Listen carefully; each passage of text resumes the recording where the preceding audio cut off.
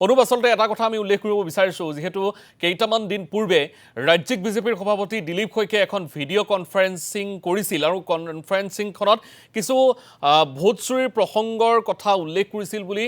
অভিযোগ উত্থাপন কৰিছিল অখিল গগৈয়ে তাৰ পিছতে ক্ৰমাৎ ৰাজ্যৰ ৰাজনীতি অস্থিৰ হোৱা পৰিলক্ষিত হৈছে যেন কৰবাত নহয় কৰবাত ভোট চুৰিৰ জৰিয়তে 2026 বৰ্ষৰ যি নিৰ্বাচনী দেওনা সেই নিৰ্বাচনী দেওনা পাৰ হ'ব বিচাৰিছে বিজেপিয়ে এই কথা অৱশ্যে স্বীকাৰ কৰা নাই দিলীপ শইকীয়া বা বিজেপিৰ নেতৃত্ব কিন্তু সমগ্ৰ বিষয়টোক লৈ এতিয়া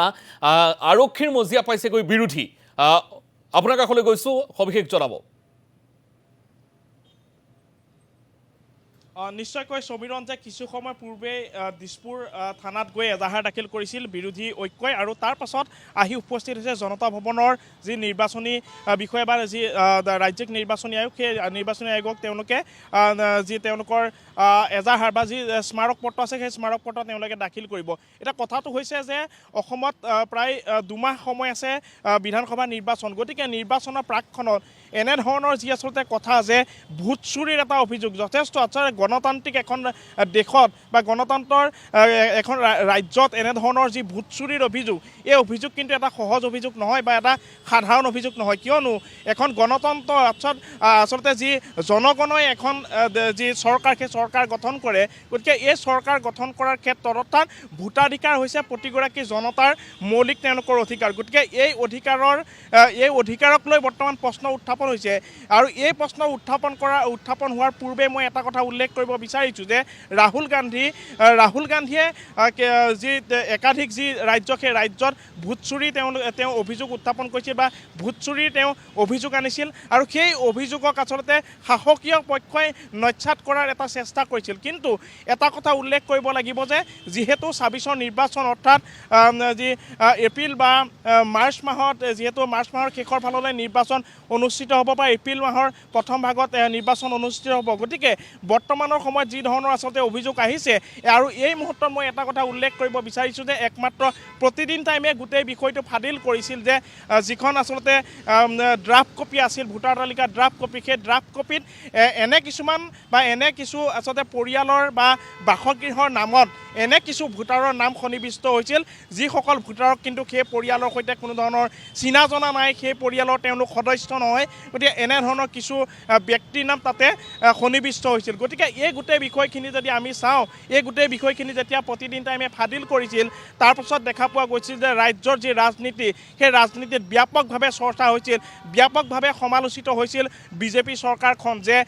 যি নিৰ্বাচনী আয়োগ আছিল সেই নিৰ্বাচনী আয়োগক ক'ৰবাত নহয় ক'ৰবাত পৰিচালনা কৰাৰ চেষ্টা কৰিছে নেকি বা পৰিচালনা কৰিছে নেকি চৰকাৰখনে এই গোটেই বিষয়খিনিক লৈ কিন্তু প্ৰশ্ন উত্থাপন হৈছিল গতিকে এই প্ৰশ্নৰ পাছতেই অখিল গগৈ ডাঙৰীয়াই এখন সংবাদমেল বা অখিল গগৈ ডাঙৰীয়াই সংবাদমেল যোগে তেওঁ গোটেই বিষয়খিনি সদৰি কৰাৰ পূৰ্বে তেওঁ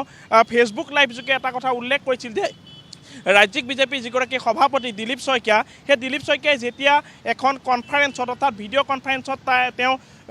বহিছিল বা সেই ভিডিঅ' কনফাৰেন্সত কিছু এনেধৰণৰ বা কথা উল্লেখ কৰিছিল যে জিলা বিজেপিৰ সভাপতি হওক বা আন যি বিজেপিৰ নেতৃত্ব আছিল সেই নেতৃত্বক যিসকল ব্যক্তিয়ে বিজেপিক ভোট নিদিয়ে বা বিজেপিক ভোট নিদিয়া যিসকল বা বিৰোধী যিখিনি ভোটাৰ আছে সেই ভোটাৰসকলৰ নাম কৰ্তন কৰাৰ দৰে এটা আচলতে গভীৰ যি অভিযোগ সেই অভিযোগ উত্থাপন কৰিছিল অখিল গগৈ ডাঙৰীয়াই গতিকে এই যি দিলীপ শইকীয়াৰ ভিডিঅ' কনফাৰেন্সখন আছিল সেই কনফাৰেন্সখনক লৈ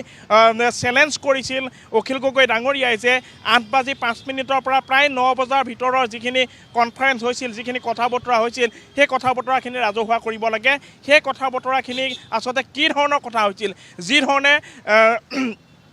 অখিল গগৈ ডাঙৰীয়াই অভিযোগ উত্থাপন কৰিছিল যে সেই কনফাৰেন্সত প্ৰতিটো সমষ্টিৰ যিসকলে বিজেপিক ভোট নিদিয়ে যিসকল বিজেপিৰ বিৰোধী ভোটাৰ সেই ভোটাৰসকলৰ নাম কৰ্তন কৰাৰ প্ৰতিটো সমষ্টিত প্ৰায় 5,000 পৰা 10,000 ভোট কৰ্তন কৰাৰ যি নিৰ্দেশনা সেই নিৰ্দেশনা বা সেইসকলৰ নাম তালিকা বিচাৰিছিল গতিকে এনেধৰণৰ যি গভীৰ অভিযোগ আছিল সেই অভিযোগ আচলতে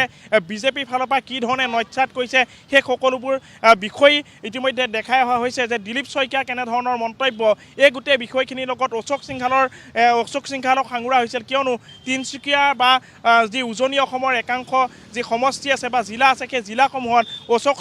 সিংঘালক ইতিমধ্যেই নিয়োজিত কৰা হৈছে ভোট কৰ্তনৰ বাবে বা তালিকা প্ৰস্তুতৰ বাবে এনেধৰণৰ কামখিনিৰ বাবে নিয়োজিত কৰা হৈছে গতিকে এনেধৰণৰ যি অভিযোগ আছিল সেই অভিযোগসমূহ যি ধৰণে আচলতে নস্যাৎ কৰাৰ চেষ্টা কৰিছে মাথো কিন্তু গোটেই বিষয়খিনিক কিন্তু ভুল প্ৰমাণিত কৰিব পৰা বৰ্তমানো নাই বিজেপি চৰকাৰখনে বা ৰাজ্যিক বিজেপিৰ ফালৰ পৰা এই যি অভিযোগ সেই অভিযোগ কিন্তু নস্যাৎ কৰিব পৰা নাই